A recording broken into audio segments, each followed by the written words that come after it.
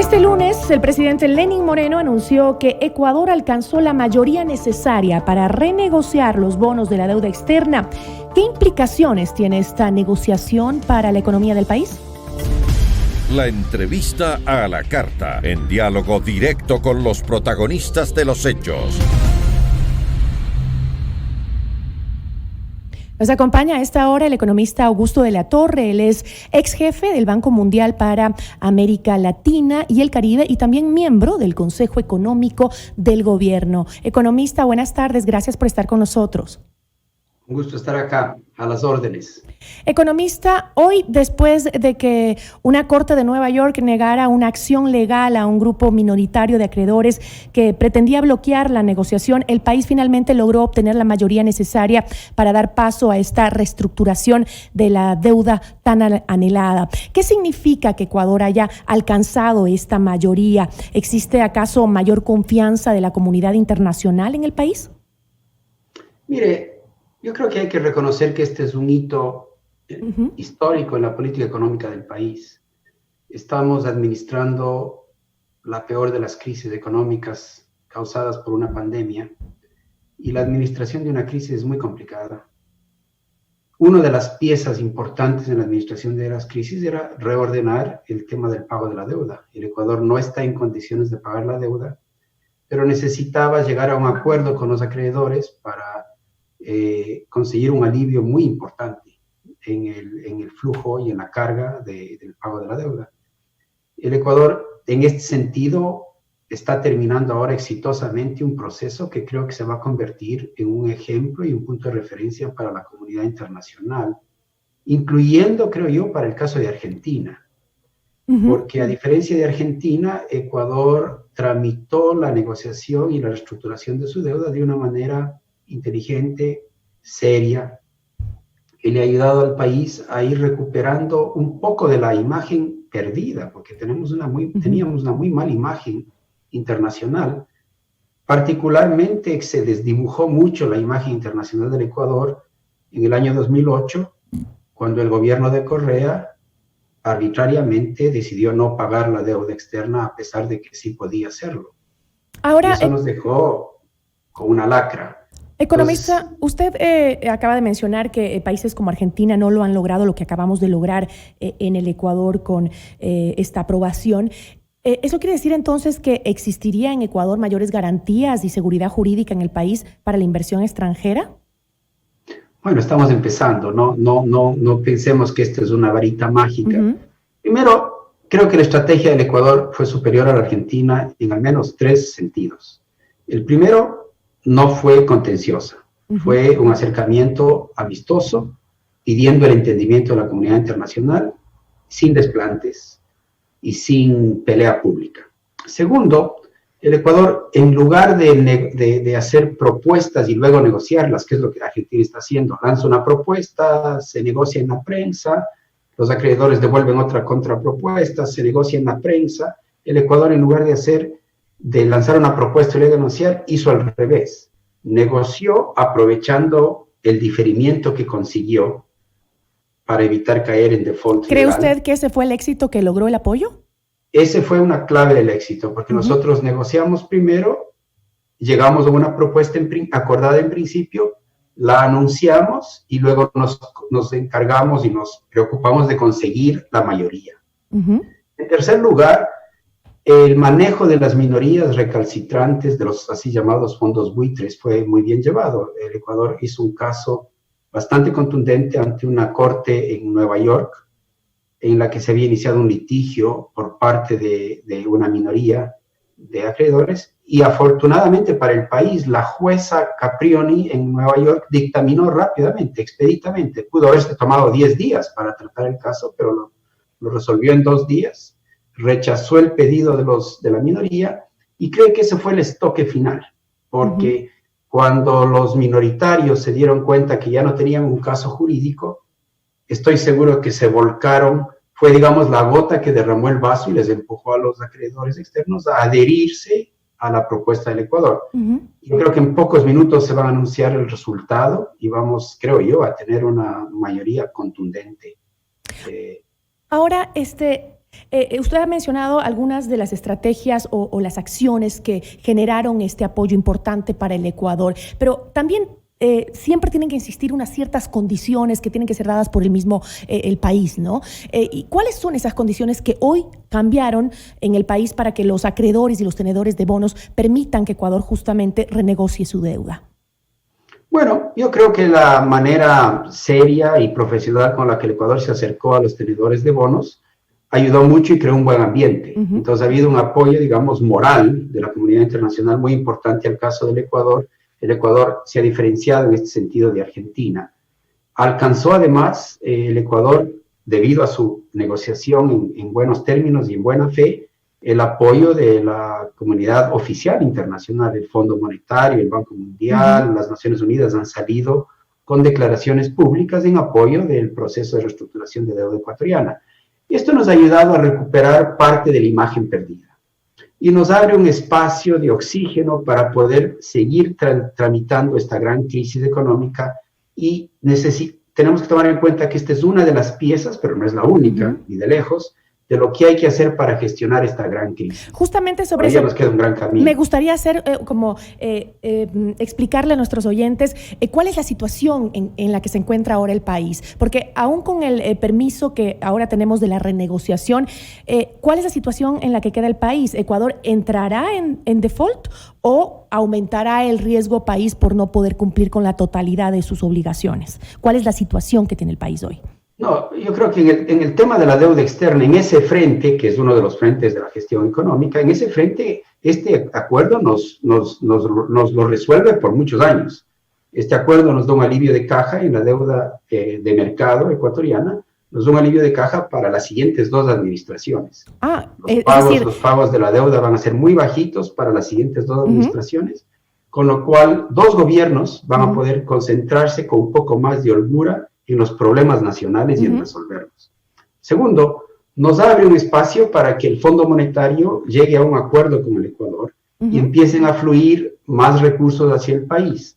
Acuérdate que el Fondo Monetario no quiere desembolsarle al Ecuador dinero para que entre ese dinero por una puerta y salga en forma de pagos a los acreedores privados por otra puerta. Entonces el Fondo Monetario también está interesado que este acuerdo se cierre para que los recursos que el Fondo Monetario y los multilaterales de desembolso en el país se puedan usar para administrar la situación económica local, las prioridades humanitarias, las prioridades sanitarias, y ir resolviendo los problemas económicos que tenemos. Ahora, entonces sí, esto nos abre un espacio de oxígeno para seguir en la dura tarea de administrar esta horrible crisis.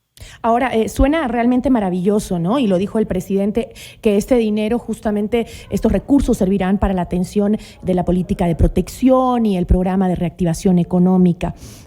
Pero ¿no existen implicaciones negativas de la renegociación? Es decir, algo tendremos que pagar después.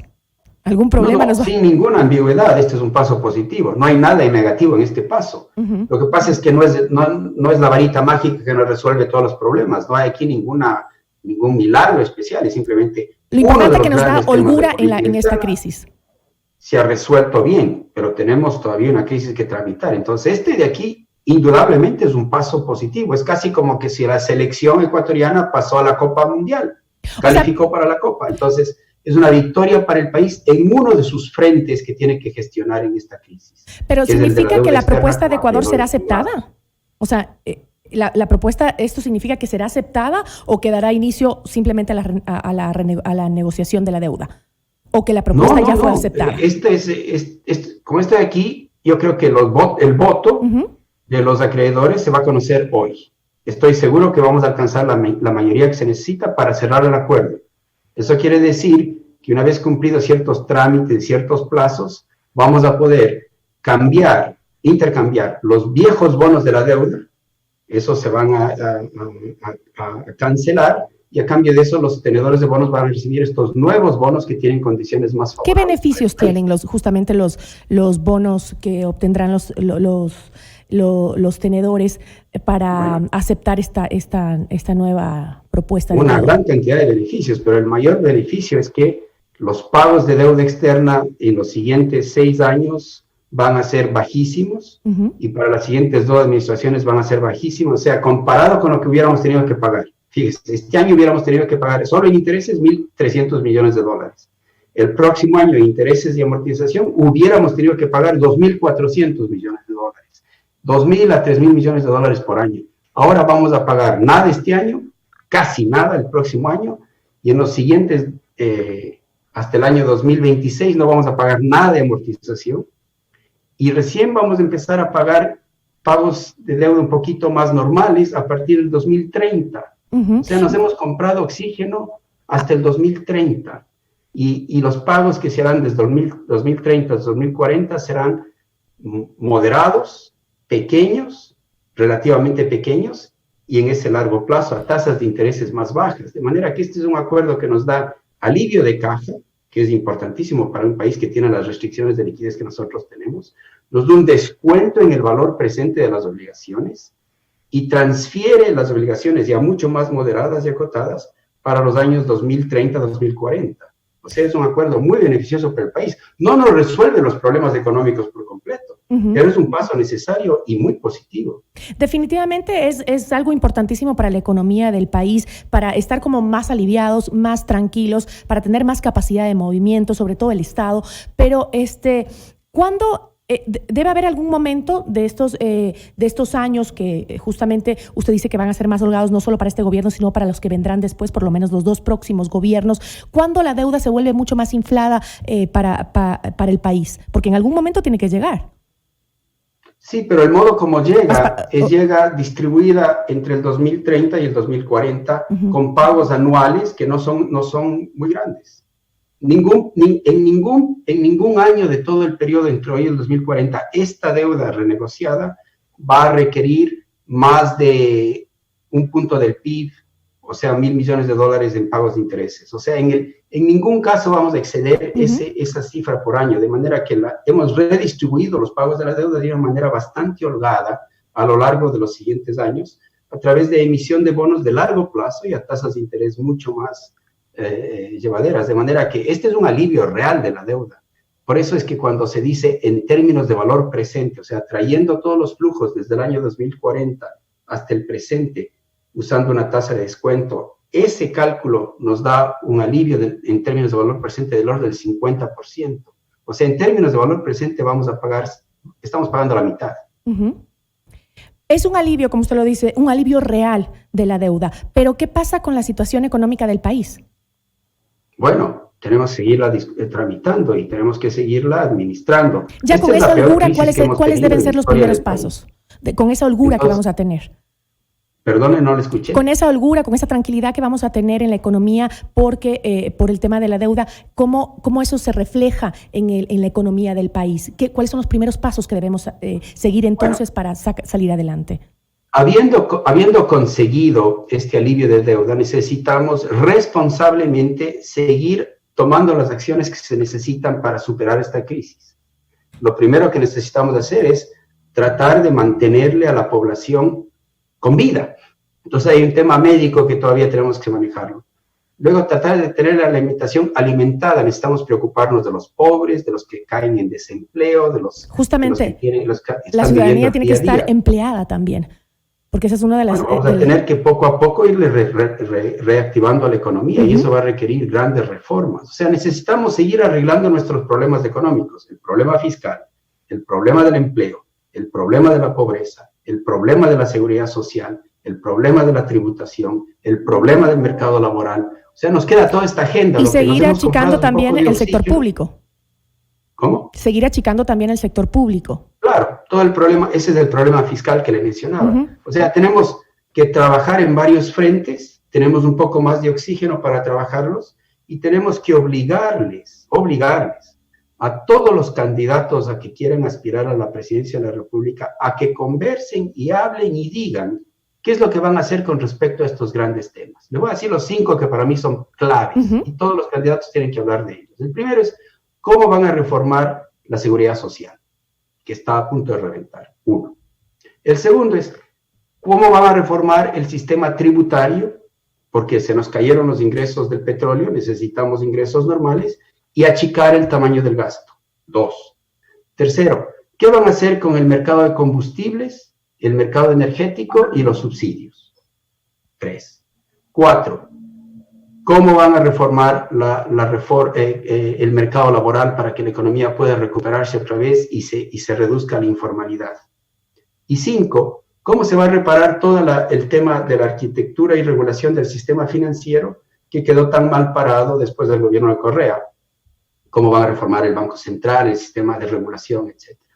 Tenemos grandes reformas frente a nosotros y creo que todos los candidatos tienen que pronunciarse sobre ellas. Y es una obligación de nosotros, los ciudadanos, el exigir a los candidatos que nos digan cuál es su programa. ¿Qué va a hacer con respecto a esto? ¿Qué va a hacer? Y por último, nos tienen que decir qué va a hacer usted con respecto al programa con el Fondo Monetario, al acuerdo de deuda y a las conversaciones con los organismos multilaterales. No los podemos dejar a los candidatos escaparse de contestar estas preguntas. De ese compromiso, es importantísimo. De los ciudadanos, emplazarles para que conversen de esto, que es lo necesario para la sobrevivencia de la economía del país. Así es, yo le agradezco muchísimo, economista, por habernos acompañado y por explicarnos la situación del Ecuador tras este anuncio de que se alcanzó la mayoría necesaria para renegociar los bonos de nuestra deuda externa. Muchísimas gracias. Un placer, muchas gracias por la invitación. Un buen día. Igual para usted, agradecemos a Augusto de la Torre, ex jefe del Banco Mundial para América Latina y el Caribe y también miembro del Consejo Económico del Gobierno. Esto es Notimundo La Carta, siempre bien informados.